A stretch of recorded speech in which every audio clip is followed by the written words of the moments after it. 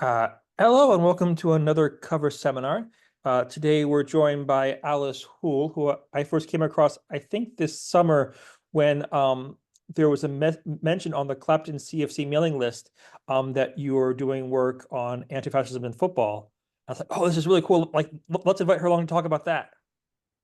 So that's the idea. So with that very brief intro, I'm just going to hand it over to you and we'll go from there. Nice one, thank you. Oh, just also to let people know, I'm working at home today and my dog's here. Currently occupied, but if he starts being annoying, I might have to pause for a second to give him some sort of treat to shut him up. So I apologize if Frankie decides to get involved. Right, we're sharing my screen now. So hopefully. Right, is that all good for you guys? Yep. Yeah. Nice. Okay. Yeah, so just a little bit about myself. I'm currently at Leeds Beckett. I just started my second year of my PhD. And I'm going to talk a bit today about my PhD is very much a continuation from my master's research. I'm going to talk a little bit about stuff from my master's, but also from I've started getting some data collection from my PhD, and actually there's sort of similar themes coming out of both that research. So I'm going to like talk a little bit and sort of do a little whistle top stop tour of some of the themes, and then like I guess if we want to explore some of them in more detail, then we can. So yeah, that's that. I guess just to introduce myself and how I got into this, was that I only started playing football when I was about 27, and I worked as a special needs teacher. Someone put a notice on the pin board because they played for Republica. I very much heard of Republica as this left-wing socialist football club. I thought they sound really cool. I've never played football though. And then I saw this flyer and it said any abilities welcome. So I realised that's me. I'm any ability. And then I pretty much joined and fell in love with it. It's taken over now my entire life because I'm literally doing a PhD on it. Um, and yeah, became quite quickly got involved with the committee. I'm now sort of a key organizer within that space. Um, and yeah, like ended up writing my master's research was meant to be on sort of like special needs education. And then sort of found my supervisor was Rhiannon Firth, who looks at sort of like anarchism and all these things, and she helped sort of encourage me and said like, look, these football spaces, they're like informal pedagogical spaces, like you can write about football if that's what your interest is. So then I wrote my master's looking at people like me who had started playing football in their sort of mid 20s to 30s, how they got involved and what that looks like, because it sort of is against the typical trends which sees women sort of participating less, um, and sort of dropping out and things. But this was almost like the opposite way, and what that had to do with sort of queer communities, subcultural practice, and community making, basically. Um, so yeah, I did my masters and then managed to be lucky enough to get some scholarship money from Leeds Beckett. And I'm just taking my research a bit further now. And before I sort of interview people from my own club, from Republica, and the Saturday football, which is an offshoot of Republica for beginners. But now I'm sort of extending that to interview people from Republica, but also to other teams from our network, and also concentrating more on just interviewing people who are key organisers of spaces, and looking at how sort of space, identities, and power, and how that all relates in with this sort of DIY radical practice, through the medium of football, really. So yeah, I'll give you a little bit more background information into these teams. So Republica is a left-wing team that's been going for 40 years now. Actually 42 now, I think it is. Um, and we're probably one of the oldest left-wing grassroots teams in England. It was founded by socialists, but also some anarchists, some punks. And very much it was men who founded this, looking to instigate change within the Men's Sunday League. We used to have a rule that you had to be a Labour a card carrying Labour member to be part of the club, which that's sort of gone now, but that was very much there was a really strong like socialist identity, which that's sort of not as prevalent now, but it's still that we very much say that we're explicitly left wing. Uh, and I guess like our sort of slogan is more than a football club, and it's very much that we want to embody these politics of doing football in alternative ways, which includes lots of community activism, community events, getting involved in protests, doing winter clothing drives, food bank drives. And I guess one of the main things we do is put on tournaments every year. So we put on the May Day tournament, which is in that picture, which is mainly inviting UK-based teams who have similar sort of left-wing, anti-fascist values as us. And we host a New Year's tournament as well, which is a bit more just Yorkshire-based. Um, so yeah, that sort of like sums us up. So we very much part of the Sunday League at like very low levels, just to you know. But we also have this alternative space where we have these networks, which is mainly through the tournaments and other events that we have this network. So we're kind of are across both these different spaces, and that can create a bit of a tension sometimes for some of our identities. Um, but yeah, I'll talk about that more in a bit. So the other teams that I'm looking at is the Eastern Cowgirls and Cowboys, which I'll probably refer to now as the Eastern Cowfolk, just because it's more sort of outside of the gender binary. But I think most people know them as the Cowgirls and Cowboys, so I've sort of included that. So the Cowfolk are based down in Bristol. They're our sister club. They've been going for nearly as long as us. They're only 2-3 years difference. So we've always had a really strong relationship with them, and I think in terms of clubs, they're probably most similar to us. They do very similar kinds of activism. One thing they have over us that's we are very jealous of and has come out a lot in interviews is that they have a really great base for their club, which is the Plough Pub, which you can see in that picture, which is a pub that does gig venues. They do community activism and is a real like social hub within Easton.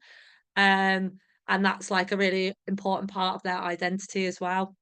And yeah, they have teams across I think the men mainly, some of them play in a Saturday league, whilst their structure for sort of women and non-binary and trans players who identify as women is they've set up their own seven-a-side casual league, which I'm really excited to learn more about. 'Cause to me, that just sounds like such a great sort of like common in practice if they've completely created their own tournament league set up. They don't want to be part of their local Sunday league. And from being in Republica and my participants, like there's so much problematic shit with the Sunday league. Like there's so much transphobia, there's so much homophobia, there's so much like misogyny. So I think like Republica, we're in conversations about looking to create space that looks more like what they've done. But just where it takes up a lot of hard work and like pitch space is rare and it's quite a hard thing to achieve. But I think that's something we kind of want to strive more towards. So yeah. And then finally, I want to also look at Clapton as well. I haven't interviewed anyone from Clapton yet, but that will be my plan over the year. And I guess the main difference between these different clubs is like Republica is the smallest club with probably about 70, 80 members, active members. And the Cowfolk, it's slightly different as well because they're a sports club. So they actually have like netball teams.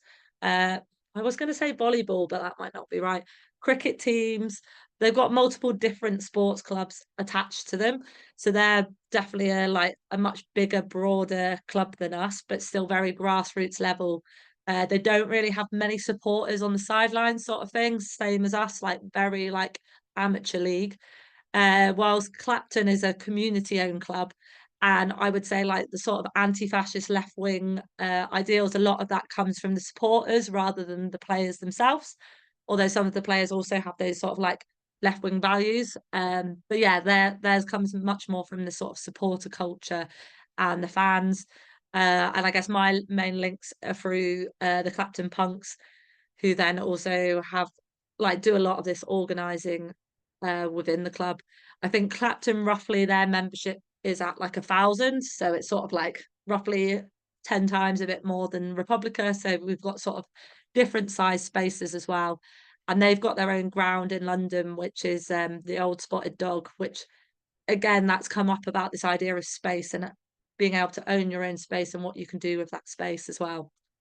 So yeah, that's sort of three of the clubs, and just a general one to say that our clubs, mainly more Republican and Cal folk, are active in these networks, but we have an anti-fascist network um, with other sort of like-minded anti-fascist teams.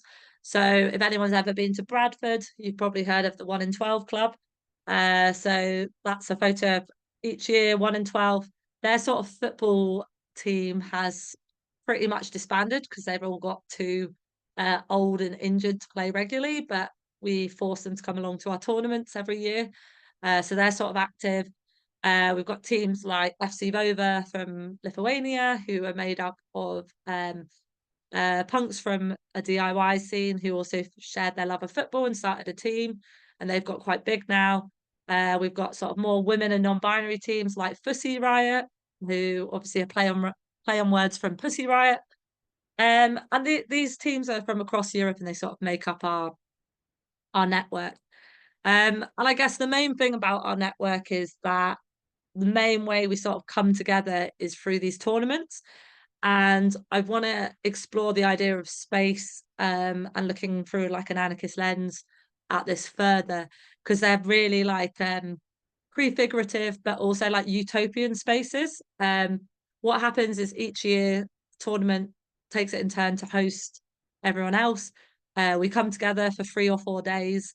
We put on a football tournament, but it's also camping, it's entertainment, it's live bands, DJs, lots of stuff going on. And it's just a really special space because you have sort of 300 to 500 people coming together, sharing the same values. And people, once they start coming to these tournaments, they come for years and years and years. And this has been going on for about 30 years. So those spaces are sort of a really special like event within everyone's calendar where everyone comes together. We do some knowledge exchange practices and things like that as well. So yeah, a little bit about some of my research themes. I guess the first one I wanted to put, because it relates to tournaments, is this idea of like desportization. And I think this is one of the main ways that these spaces sort of challenge discourses around sport, is that like the point of these spaces is that winning doesn't matter, domination doesn't matter, competition doesn't matter. The sort of tribalism you might get if you're competing and trying to win against another team doesn't matter. And some of the ways we do this, like, is through our trophies that we make. They tend to be handmade. And like when we put on the May Day tournament, me and my mate, we make like the winner's trophy is like the smallest, shittest trophy possible for the winners. And then we make loads of different trophies. So I've got some photos here. We've got like best crack for the team who's having the most fun. That trophy is there every year. Is probably like the most prestigious award. We have furthest travel. So there's the Glasgow team holding up. I think that was like a Barbie Jeep that I found in a charity shop that we filled with beer. And then we've got this other trophy, which is biggest shit houses, which was just us taking the piss out of a really like a very injury prone team. So it's all like taking the mick out of like these idea of what a trophy is and who gets awarded for their sportsmanship. And then the other photo is showing at all these tournaments we always have a World 11 team, and that doesn't just happen with the World 11, but we're always like chipping in with each other to play for other teams. So we have a running joke with the cowgirls of they always turn up hungover and miss their first game. So we always host like field more players and we play for them. So we had a game that was first thing in the morning and it was Republica versus Cowgirls. They had one cowgirl and the rest of their team was Republica. And then the Cowgirls won against Republica. And then this became this like joke about us winning the tournament for them and all this because they were too hungover. But this picture is from a World 11 team. And again, like at these tournaments, like people will put in stupid rules. So this rule was that you can't be on the pitch if you don't have a can in your hand. And if you drop your can, you're subbed off for a few minutes until you get yourself a new can. And I think it's just kind of drinking is normally heavily involved in these spaces. But I think people who don't know me hear that I go to football tournaments around the world and they say, wow, you must be really good at football. You're playing all over the world. And I'm like, absolutely not. That's not what's happening here. And then finally on this, part of my research, I've been doing like photo elicitation, and my friend sent me these photos, and it's just like such a beautiful story that I think captures that of we were at the anti-Ra tournament at St. Pauli, and it was either the Cowgirls or Republica. I can't remember. One of us won the trophy, and this year they provided a proper trophy, and everyone thought that was hilarious that they've got this big shiny gold trophy. So one of our teams stole the trophy off the other team, and we just kept taking pictures of it in the toilet. The middle picture is us exchanging the trophy for some free shots from Frau Dortbecker. And I just thought that was a really good illustration of how like winning becomes this thing that's just sort of eradicated and made a joke of, and we play with that idea and we play with it between teams, so it becomes a joke between teams who wins, and it's more about that community spirit, etc. Some of the other themes that came out. This was mainly through my master's research, but also saw this theme with some of the interviews I've done already. Is like the amount of people who use the words like misfits, freaks, weirdos, all these ideas, and how these spaces provide this really alternative space where people don't look like they do sports. Like a lot of my participants play sport or team sport 3, 4 times a week, but they don't look like sports people. And I guess I find that a bit being in the school of sport, like everyone looks a certain way, or everyone's wearing a tracksuit or has similar hairstyles or all these things. And for a lot of participants, they just found it was really nice to be in a space where, although everyone had maybe slightly different subcultural identities, it was nice to see that not many people actually look like they play sport, and that was really important to make it a welcoming environment for everyone. And then also this became a really important part. Obviously, a lot of queer identities who I was interviewing around just having like queer inclusive spaces, eradicating these ideas of gender binaries, whether that's a space that's sort of women non-binary friendly, or whether we play mixed football settings, or we're playing at these tournaments. Especially if you compare it to the Sunday Women's League and the Sunday Men's League. I thought this quote was really good. It was a non-binary person from Republica who was saying that, like, when they play in that Women's Sunday League, how their body actually physically feels constricted and constrained because they're getting misgendered, or because they know they're hiding their pronouns because they're worried that if they say that they're they them, someone might then also demand them for a hormone test, which some of our trans players have had happen, that coaches have demanded to see medical paperwork and all this like transphobic bullshit, basically. But I just thought this quote was really good about this player feeling much freer and actually played better football in those spaces and why they're important.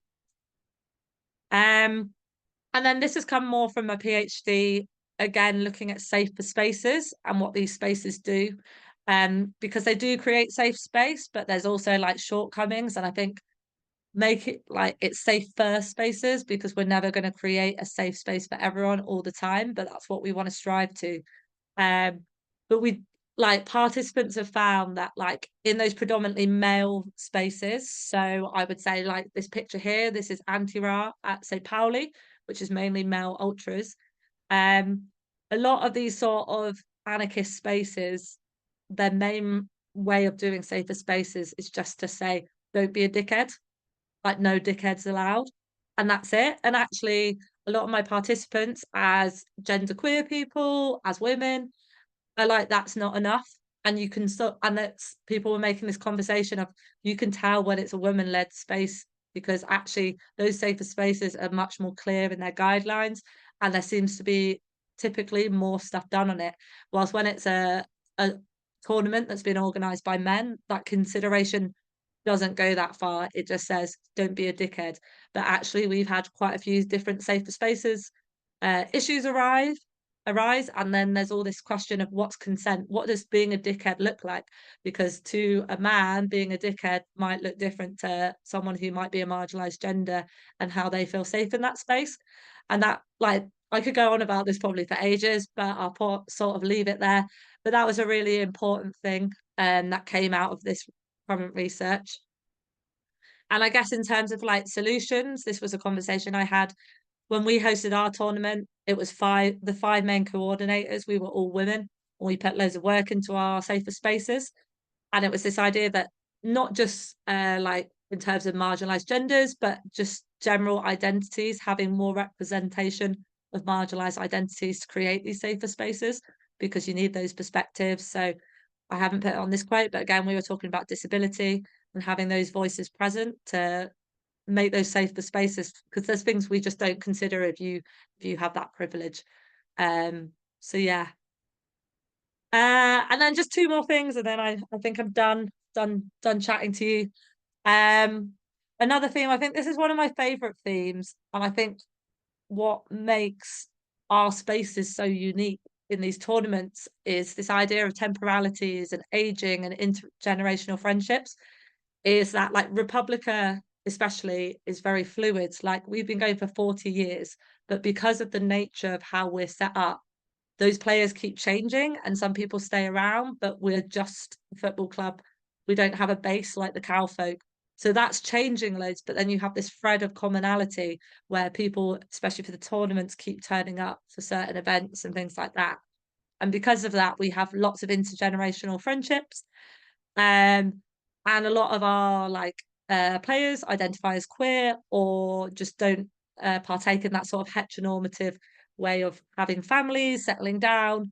And that's seen as like, oh, I actually am doing that. And everyone's like, oh no, you're not gonna settle down and have family and all these things. So a lot of people, like younger participants, saying like it's really optimistic seeing that you can build this community and this community can be my family for the rest of my life in a way that I know I'm not having children. But also on the flip side, really like the bottom quote, which is from a friend who was talking to about our other friend who's had two kids, who I think are about 10 and 12 now. But she saw our friend pregnant at a tournament and she was like in the mosh pit. She had this massive belly that she had painted a smiley face on, just going mental, enjoying herself. And she said, I've never thought about having kids, but like this person made me think for the first time, fuck it, like I could have kids. If I can have kids and still do what I want to do, like this is such a more appealing identity than what's typically thought of as motherhood. Like I think she says about being like floating around in a maxi dress is like how people think a idealized motherhood should look. And how our friends are managing to sort of disrupt that idea of what motherhood looks like. And she found that really empowering and it made her consider like maybe that's what she wanted to do as well. So yeah. And then just finally, I guess like throughout the research, it's just like part of that, like, I guess what my intention is with this is to highlight that these sort of prefigurative spaces are so important. And that's what these spaces are striving to do, is we're trying to do football, which obviously is like the most renowned sport. It's across the world, but there's so many powerful discourses that are saying who it's for and who it's not for, and how it should look and how it shouldn't look. And we're just trying to like create these spaces that challenge all these kind of binaries. So whether it's like fighting against idea of capitalism and money, and like our sponsorship, we do reverse sponsorship where we pay asylum charity, refugee charity, sorry, we pay them so that they're on our shirt. We don't get money off them. Things like gender binaries, we're trying to like challenge what that looks like, trying to do more mixed football. And also just the binary of if you're good or you're bad and if that matters, and all those kind of ideas as well. And that was just really important for a lot of people. It's just activism by existing in a way that looks different to like the toxic idea of football as we know it.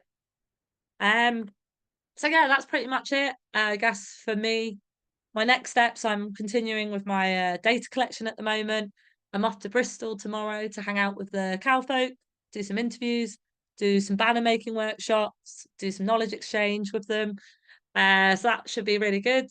Uh, if anyone's interested, I'm doing a talk with the Punk Scholars Network, which is it's free and it's online if anyone's interested. But I'm doing something around looking at the intersections of and influence of punk and football and how those are related more explicitly. And there's a little plug for my paper that I published last year as well. And yeah, that's it basically. Yeah, thanks.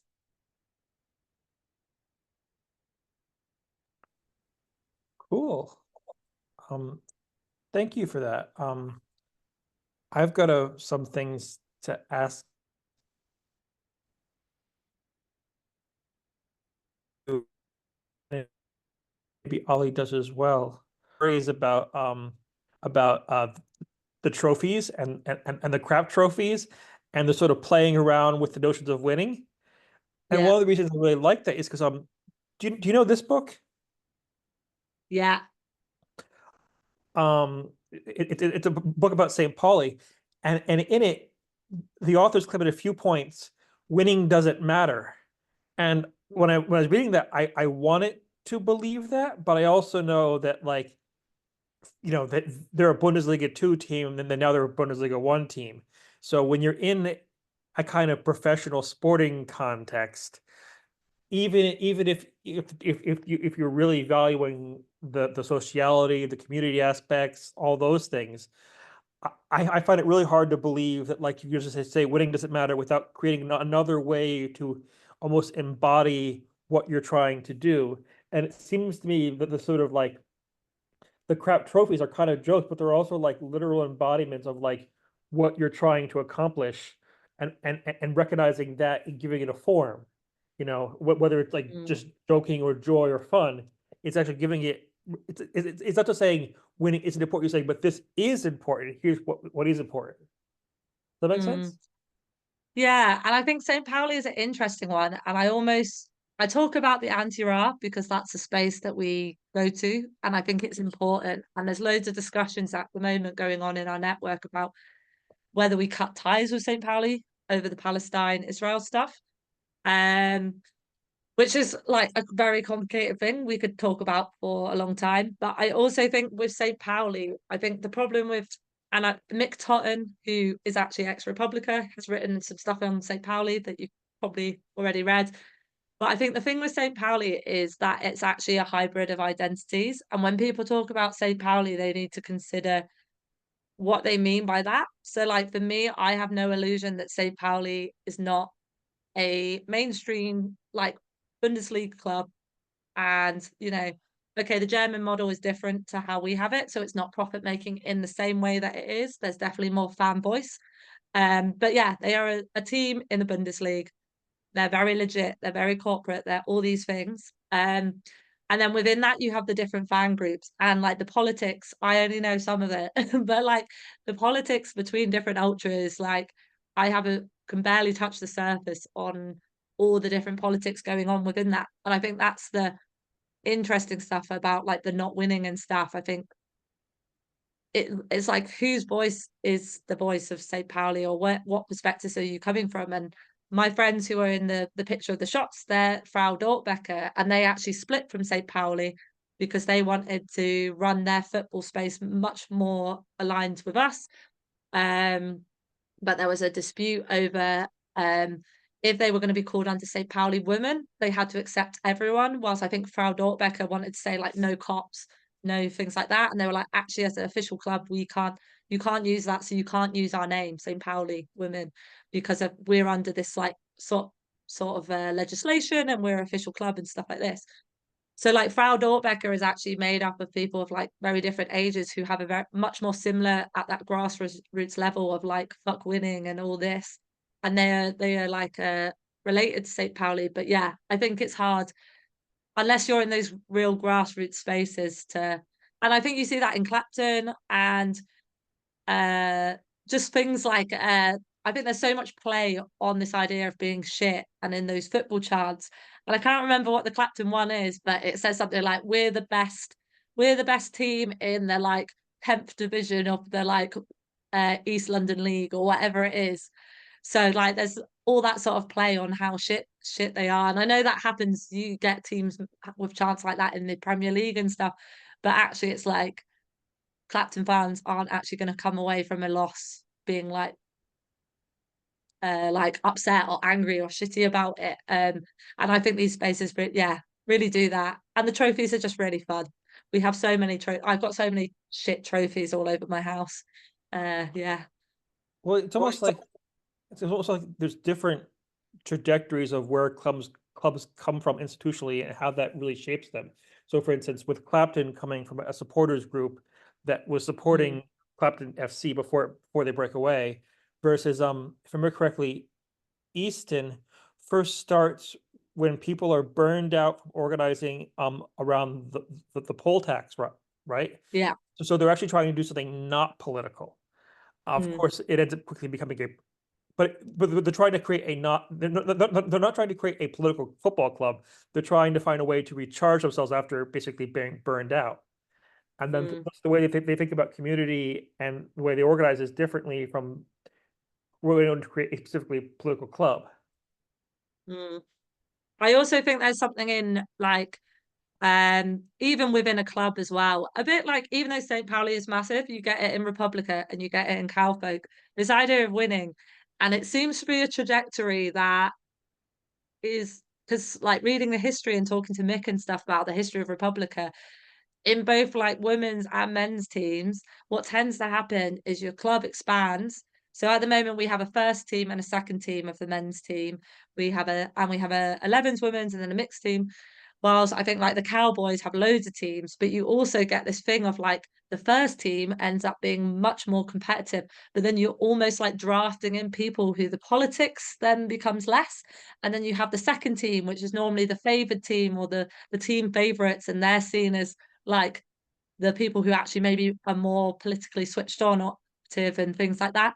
And that's happened like throughout the history of Republica, happens in the cowfolk.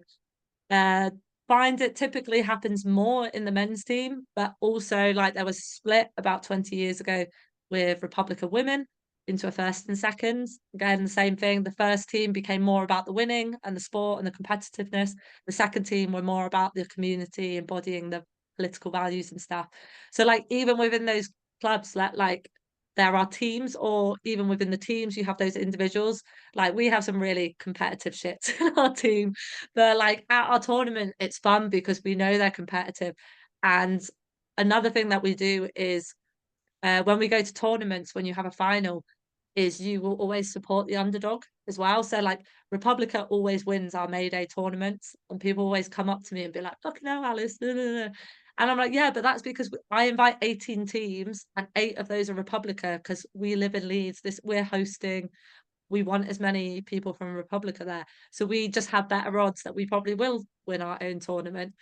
But when we're playing, so if it's a Republica 2 or whatever, and we're playing Mount Pleasant or whoever, everyone, including Republica, a lot of them, if Republica are winning, we start booing them and we start cheering the other team. And there's this sort of underdog, like support the underdog. Although one time that didn't work out very well to us because we were at it was a Rainbow Laces tournament in Sheffield, and basically we went and there were loads of teams. I think the way the tournaments run, it just doesn't, it's like, oh, it's anti-homophobia, but actually it wasn't all like gay teams, and actually just random teams from across Sheffield were in it. So everyone didn't necessarily have the same values and things like that. But we were watching the final, and there was a team that was like, what were they called? Something for food banks or something like that. So they were like a lefty organization, and they were playing another team who were taking it seriously in this final. So we started really cheering on the underdogs who were losing by this point by 5-0. But loads of other people thought it was really funny and like started getting involved, but proper giving shit to the other team. And it turned a bit toxic. And I think it's because we took what we do at tournaments in spaces where this is like a history of this and celebrating the underdog. And we know all the teams, and everyone knows that if you're giving them a bit of shit, it's all part of what we do to say, like, fuck winning. But we took it into a context where people didn't know that's what it was about. And then it kind of turned a bit toxic. And we did like, I had to compose like an email explaining like our history of like celebrating underdogs, and how then some other people heard us doing that, but then took it way further and made it really bad. So like sometimes that happens as well when you take it out of context. That would be interesting for when you talk with, for instance, with Clapton players. The reason I say that is because okay, my impression is when you're looking at grassroots football, most of the time there's what, like 5 to 10 fans and watching, right? But if you go to a lot of Clapton matches, they're easily a few hundred or 1,000. So I wonder how many players will find themselves drawn to Clapton because it just gives a really nice atmosphere at the grassroots level to have like actually like bunches of supportive fans. And do you have a process that which you get players who then almost like become more politicized through playing in that team than they would have otherwise? Mm. And I think that's also a big almost debate that happens within these clubs of, we find that you have players who are there just because they know it's a nice team or a mate plays, and they won't be political. And like some people believe that we should just have radical players who have our values, and like that's what you need. Like, what if you don't have these values, this is a political club. If you don't have them, then fuck you. Those people shouldn't be there. But actually, I found that it's been such a transformative space. And like, I don't know for Clapton, but I assume it is that of like, wow, these people are doing this. Oh, I didn't realize the FA, like, the Clapton Punks, I think, posted about this idea of like campaigning about the FA Cup prize money being the same for women and men. And maybe they go and they're playing and they're like, oh, I didn't realize it was this bad. Yeah, why the fuck aren't we getting the same money? Okay, I'm gonna get into these like feminist causes and stuff like that. And I think it's the same with like, we have players who have either apolitical, or we had someone join who had like no idea about any of this stuff. And I remember them saying things like, oh, should we just order stuff off Amazon Prime? And we were like, oh, well, we don't really use Amazon. And they had no idea why. And just like not doing it in a preachy way, but just being like, oh, this is it. And like seeing people who maybe would have had questionable or more right wing, or like not having that understanding of those views. And there's people that it's really like changed their viewpoint and it's brought them along. And that's kind of meant to be part of the activism. And it's not the glamorous side of it, of the protests and the community events and stuff, but actually having a place to play football and allowing those people. I think it's like the debate comes about how much do you tolerate from people who maybe do have more opinions that are maybe slightly at odds, um and like how much do you bring them along, and at what point do you say actually maybe this isn't the space for you. And then that ties back to safer spaces. And something that's come up in Republica multiple times is the like cops and screws debate has come up. Do we allow cops in our club? Do we invite let screws in our club? And similarly, Cowfolk have had that, but they've had twice, I think. We have the cop debate, and they have like, it was like a Daily Mail or Sun journalist, or maybe one time it was a Sun journalist, one time it was Daily Mail journalist or something. But again, like, do you let these people in your club? And are you gatekeeping, or are they going to be transformed by being in this space? So there's all those debates as well that come up sort of again and again, about how much are we transforming, or how much are we becoming an echo chamber.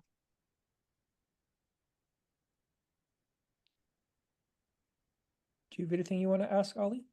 Yeah, I mean, I think thank you so much. That was brilliant. I think a lot of the stuff you were saying about winning reminded me a bit of, and I think this is where like the queerness comes into it.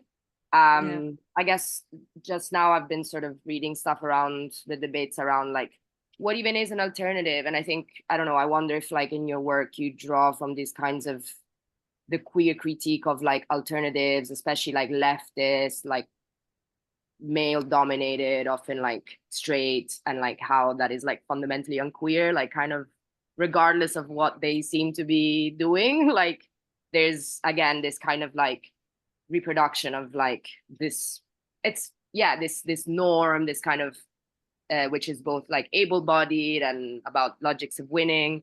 And I think that reminded me of I don't know if you, I mean, not to, yeah, like the Jack Halberstam, like the queer art of failure. Like I'm not a massive fan of that, or how the Yeah. sums work in general, because it's very theoretical, blah blah blah, and it's not actually. It can be a bit. It is a bit depoliticized in a sense, like it. But I think like they have some really interesting kind of. That is it. No, it's like it's not just like making winning accessible. It's like rethinking like what even. I think one thing I like that you said was like that's not what's happening here. Like it's like kind of playing on a completely different register of like what the point of this whole thing is. And I think that also like the empirical stuff is amazing. Like you have, you're clearly like involved, and there's pictures, there's interviews. Like I can feel like I get to know this world um through your work. And I'm just wondering, like, yeah, what kinds of what would be the what are you gonna use as a kind of framework? Like, what is your I mean, I was thinking like there's lots of stuff going on here about like different different like theories and understandings of like what is valuable and like what is value, like what even is for, what is it, who is it for, what even is the point. So I was just kind of what I mean, I wouldn't want to ask like what is your contribution to what knowledge, but like how do you use, and like do you use like theories and concepts to like help you bring out and organize the like super rich, like exciting, empirical, queer, great stuff that you do? I think that was my question. Yeah, it's a good question, and it's probably a good one to help me formulate what the fuck I'm doing. But yeah, I think definitely like how Bassam's work's been a real influence in the queer art of failure, but also like that sort of theme of queer temporalities came from that, and the idea of heteronormativity and queer subcultures and club making instead of family making and stuff like that. And I guess like where I'm trying to put it all together is using a sort of post-structuralist approach. I've just wrote a draft methodology chapter, which I think blew my fucking brains out, and I'm leaving that for a bit. But I think I'm doing post-structuralism. But again, people are like, I don't think anyone really gets it, so that's fine. But yeah, I think like my main sort of I want to use this sort of like queer anarchist lens, and I don't know how much I have to now then like define it into particular theories and what to do with this, because I think like desportization is kind of its own like theory bit, and there's so many things I think, and then I guess that's where the post-structuralism comes in, is that all these things are so like related to each other, and they're all like framed from like this idea of queering stuff, but also the anarchism. And I think there's so much like similarities between queer theory and anarchist theory. Um, and also using it from that post-structuralist thing, because like you said, I think there's so much stuff, and that goes back to that don't be a dickhead, that actually radical football spaces aren't that fucking radical in a lot of ways. And there's so much of like this testosterone and these men and things like that, that are just basically yeah, like just like they're doing masculinity in a very slightly different way, but it's still masculinity. And sorry, something's popped up and I think it's for something different. I'm just gonna exit that. You have another meeting. Yeah, I don't have it in my diary, so I don't know. I keep being added to things that I don't want to be added to. Um, but yeah, so I think I'm just like still trying to work it out. I'm also looking at like Doreen Massey's idea of space and how that all interrelates. And I think space is something that has definitely become more important to me. And I think there is so much difference between the different football spaces. And I think Republica out of all three spaces does the gender stuff the best. And I think that's because we have a lot of non-binary players and non-binary organizers and some trans players as well. And they're really like, we've really like taken a lot of our gendered language out of our space much more than other spaces. And I think we're more progressive in that sense. But there's other things that other teams do and spaces do really well. So yeah, it's still like I'm still in the like process of trying to put it all together, but it's sort of like using a post-structuralist approach, hopefully, so I can tie in what does this mean, and deconstructing identities. So saying something's radical or subcultural but actually what does that look like, and how is that influenced, and how is that actually, especially in terms of gender, just completely like reinforcing ideas of masculinity and things like that, and how are we subverting that through gender, but also like discourses around sport. Yeah, I don't know if that answered your question, probably because I don't Oh know yeah, how for to fully sure. answer it. What the part, like, because I mean, I'm in, like, because I don't know, I think it's because I was working on this morning, but I think that there's like a bunch of really cool stuff happening. Is my internet really shit? Sorry, I'm like moving slow. Anyway, No, seems okay.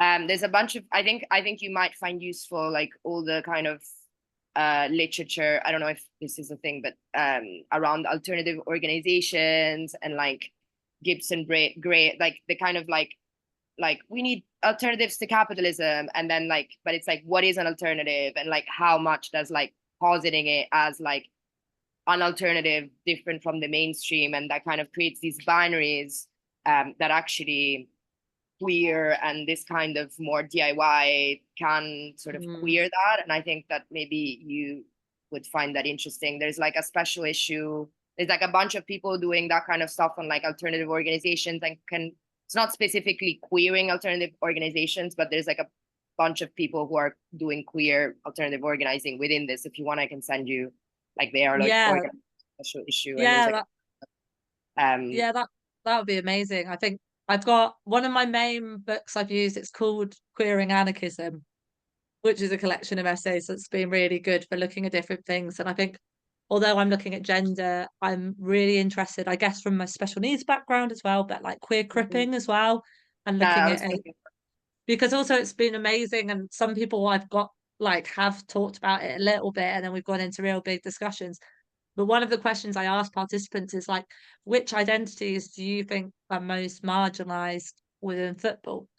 And only like one person has said disabled people, because it's almost like for like like everyone goes through like race, gender, sexuality, class, and it's almost like disability doesn't count, because you're like, disabled person, that's someone in a wheelchair, and they just can't play, like they can't even be considered as a marginalized identity in football, because the thought of them playing football is just incompatible.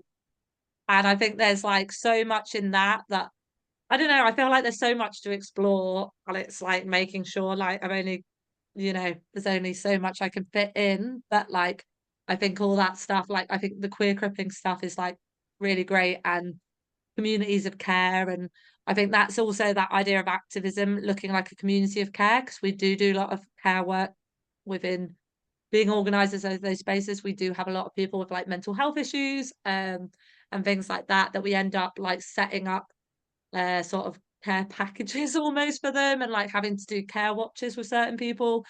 And that again comes mainly from the women and queer folk. And yeah, I think it's interesting when you then get some of the men in these spaces who are like, yeah, fuck the fascists, let's just do a protest. This is what activism looks like. And actually, I can't remember who wrote, but it's about doing this like what's seen as a feminine approach, which is just like a long version of activism, where it's all on care and slowly transforming people's opinions and all that, instead of going for this more masculine coded way of activism, which is like reactionary or doing protests or doing like very action based stuff. It's about actually like that slow approach to activism, which I think is really relevant for a lot of people in these spaces. Amazing. I'm going to send you the thing now. I need to jump into another meeting, but thank you so much. That was brilliant. Yeah, that'd be great. Yeah, nice meeting you. Yeah, you too. Thanks for organizing, Stephen, as well. Cheers, thanks. Bye. Okay. I will probably press stop on the recording then. Burp.